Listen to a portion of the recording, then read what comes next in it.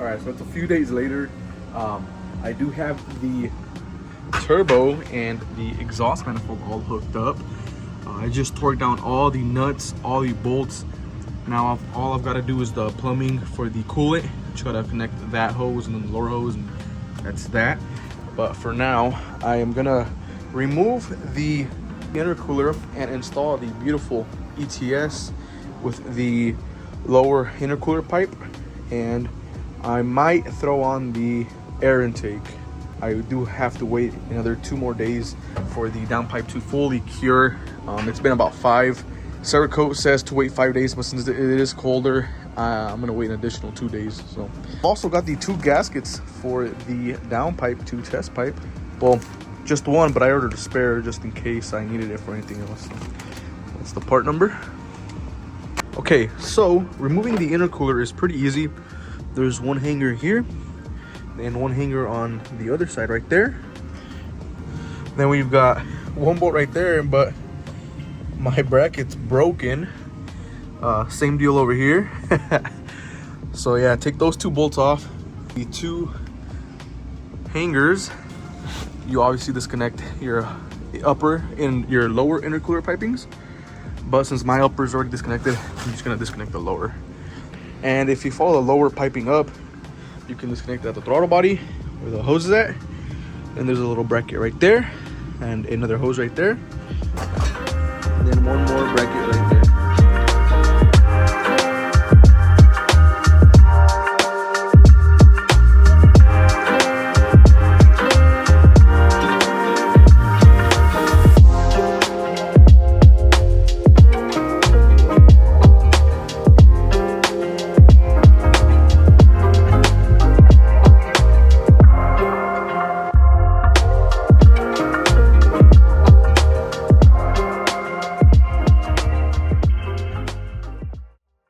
Okay, so there's actually one more bracket holding onto the lower radiator hose, which is right on the bottom there. It's a 12 millimeter.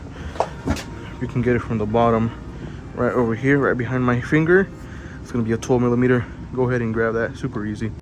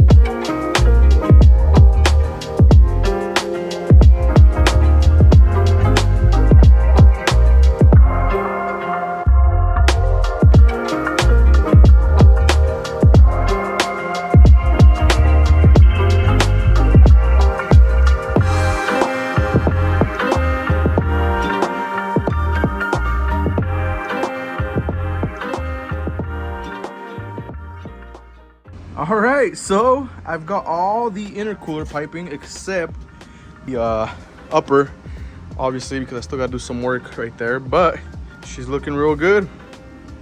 I am gonna be putting on the inlet off of the turbo for the air intake.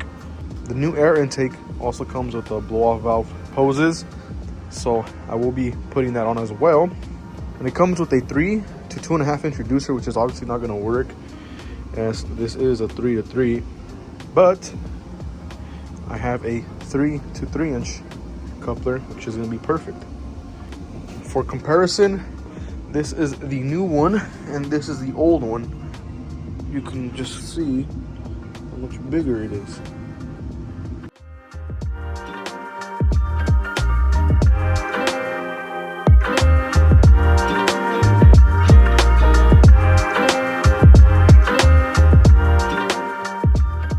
All right, so I got the inlet all torqued down. It is torqued to 22 foot-pounds plus or minus 1 pound, so you can either do 22, 21, or 23. Best way to get it is with a deep socket and a small extension. If you hit it all 3 from the top, as so, you kind of just got to get around a couple hoses, but there's one, there's another, and then the bottom one, you kind of just route it through the back here, and then you're on the bottom. So keep going.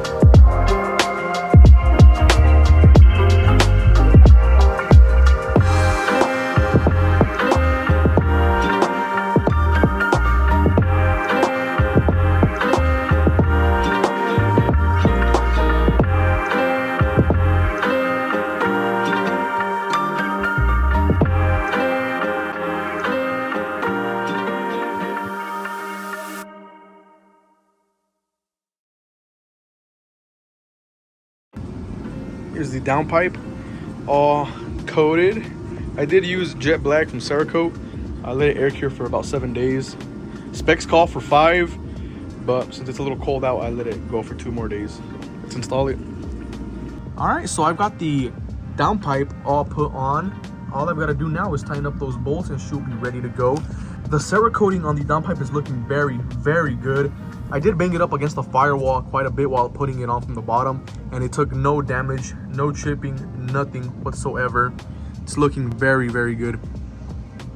Okay, so I am under the EVO. I just connected the downpipe to the test pipe with the new gasket.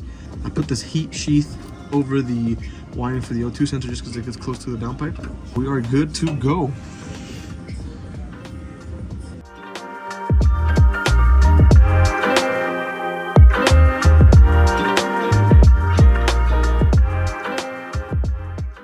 So I got all the vacuum hoses all plumbed up. The boost controller, I'm gonna leave it unplumbed until I get the car dyno tuned, then I'll wire it in. I'll be capping off these 2 ports. This one goes to the valve cover, but since I have the catch can here, I don't need that. And this one goes to the turbo, so I'm gonna be capping that off, like I said, until I dyno it. And when I plumb the boost controller in, this will be plumbed.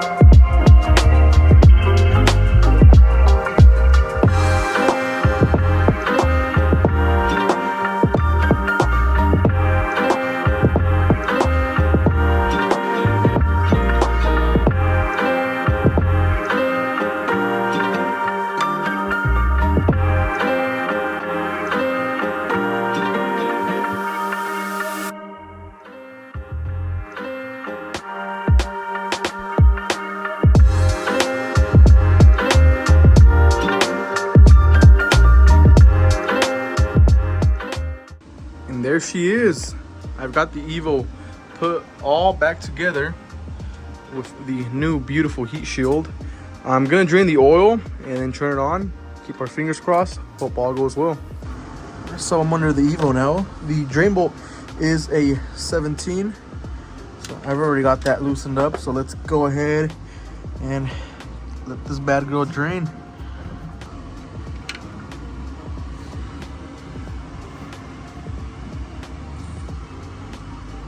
Well, that was a close one. There's a drain that goes in the bottom right here, which I almost forgot to take off, but caught it just in time. I'm gonna be using a new drain plug. That's the part number right there. I know it says Honda, but all these Japanese vehicles are the same. As long as you get an M14 by 1.5, it doesn't matter.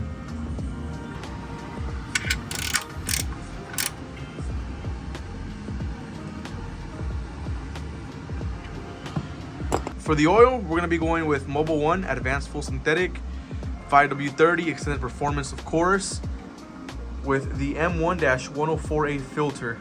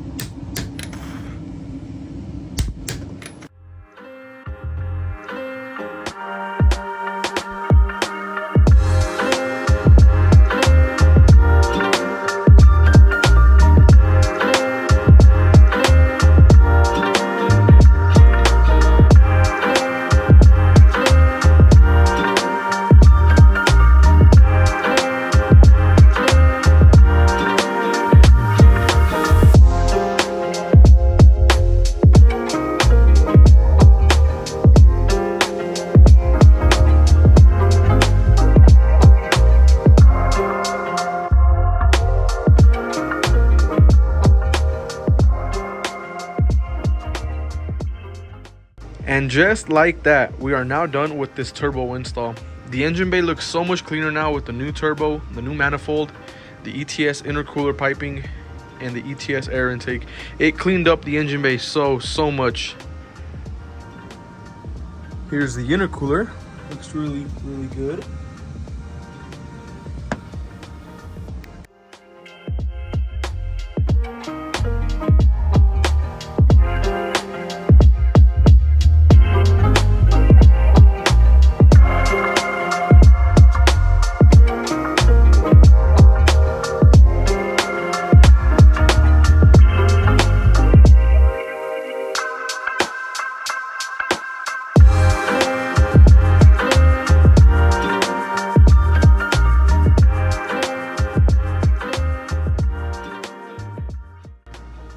Let's go ahead and fire her up and go on a small drive.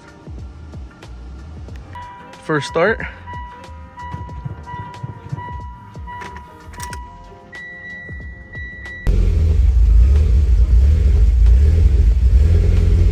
is, so I'll start it up.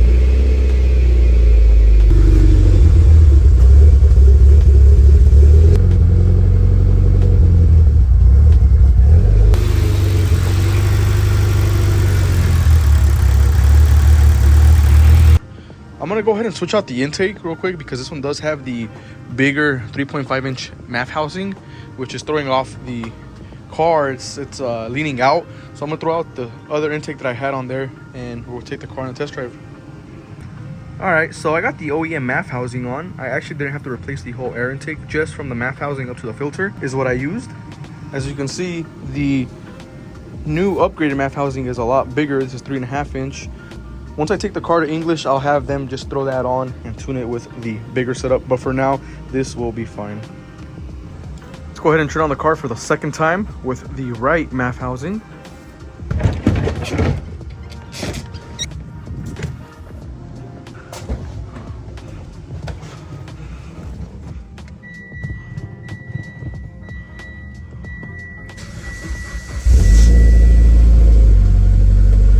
Lot better this time around. Good oil pressure. Air fuel is now at 15. We are not leaning out anymore. Let's go get a sound clip.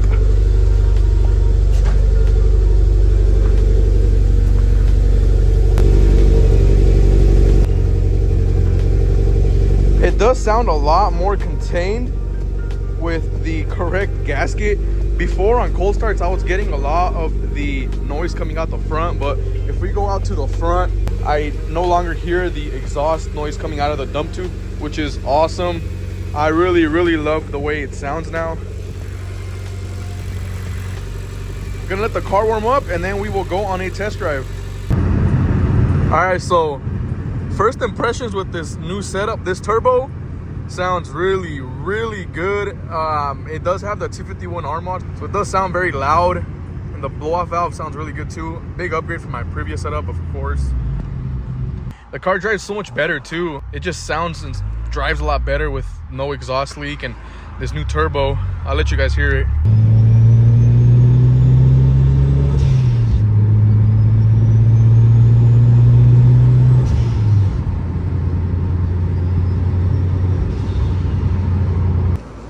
So I'm here getting some gas.